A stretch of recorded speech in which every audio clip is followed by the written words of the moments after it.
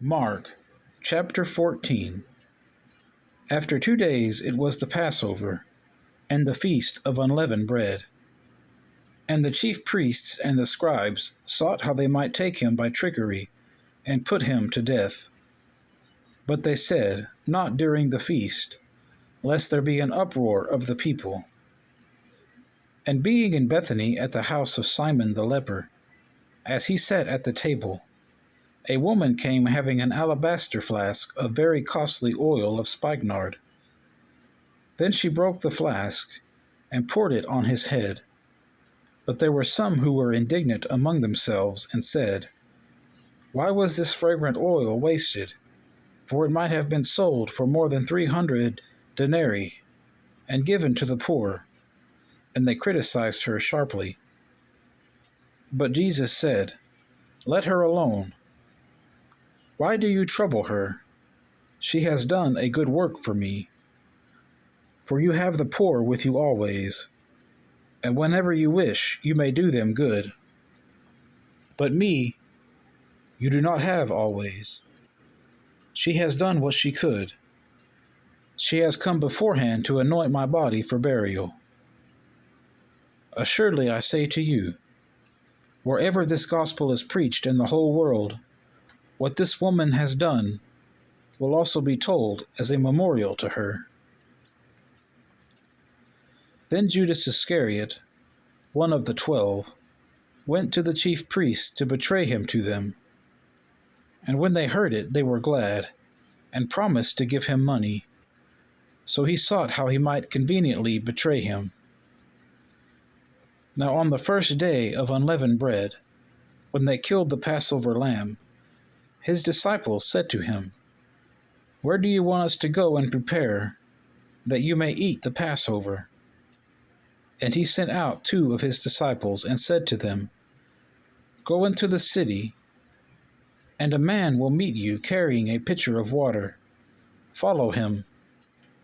Wherever he goes in, say to the master of the house, The teacher says, Where is the guest room in which I may eat the Passover with my disciples? Then he will show you a large upper room, furnished and prepared. There make ready for us. So his disciples went out and came into the city, and found it just as he had said to them, and they prepared the Passover. In the evening he came with the 12. Now as they sat and ate, Jesus said, Assuredly I say to you, one of you who eats with me will betray me. And they began to be sorrowful, and to say to him one by one, Is it I? And another said, Is it I? He answered and said to them, It is one of the 12, who dips with me in the dish. The Son of Man indeed goes, just as it is written of him. But woe to that man by whom the Son of Man is betrayed. It would have been good for him if he had never been born. And as they were eating, Jesus took bread, blessed, and broke it, and gave it to them, and said, Take, eat, this is my body. Then he took the cup, and when he had given thanks, he gave it to them, and they all drank from it. And he said to them, This is my blood of the new covenant, which is shed for many. Assuredly I say to you, I will no longer drink of the fruit of the vine, until that day when I drink it new in the kingdom of God. And when they had sung a hymn, they went out to the Mount of Olives. Then Jesus said to them, All of you will be made to stumble because of me this night.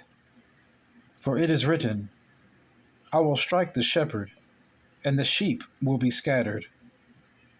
But after I have been raised, I will go before you to Galilee.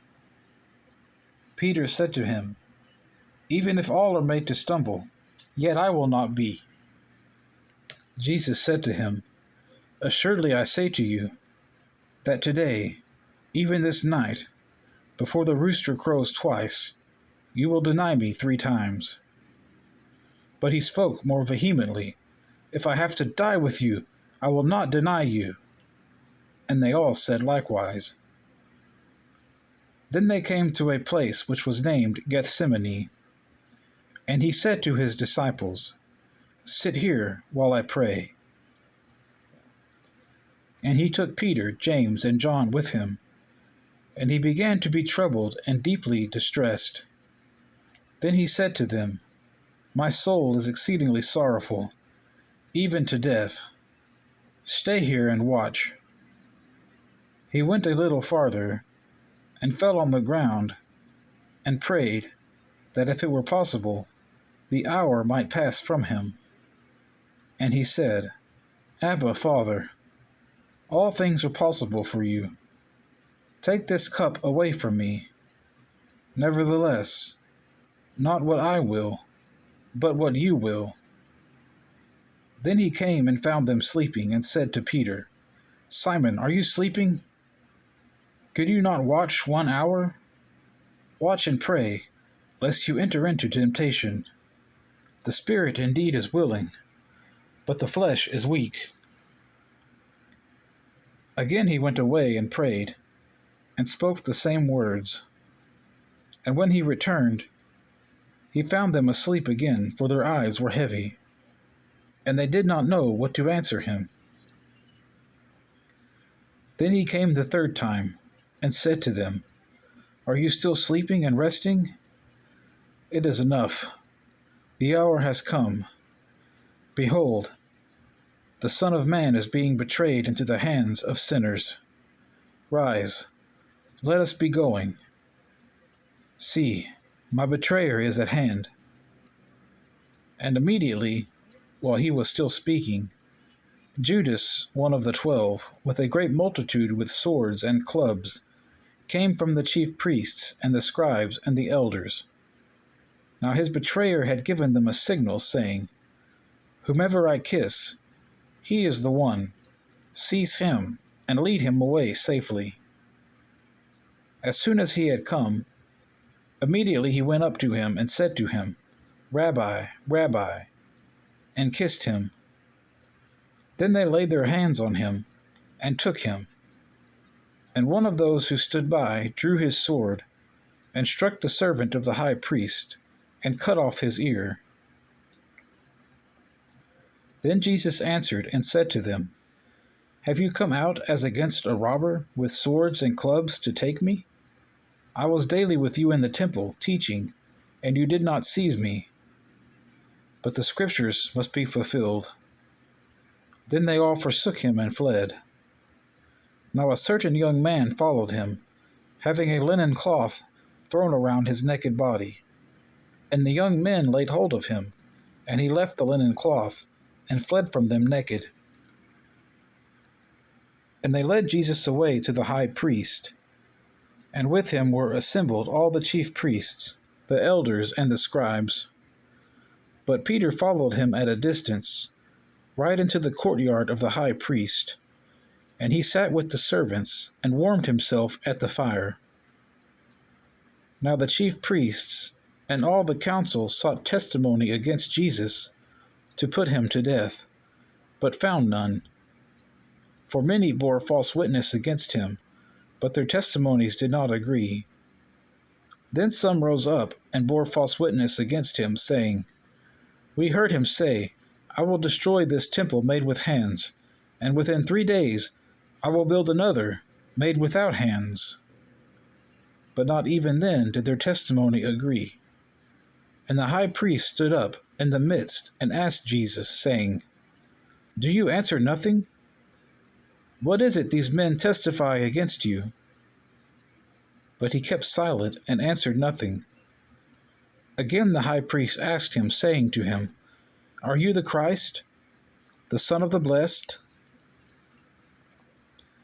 Jesus said, 'I am. And you will see the Son of Man sitting at the right hand of the power, and coming with the clouds of heaven.' Then the high priest tore his clothes and said, 'What further need do we have of witnesses? You have heard the blasphemy. What do you think?' And they all condemned him to be deserving of death.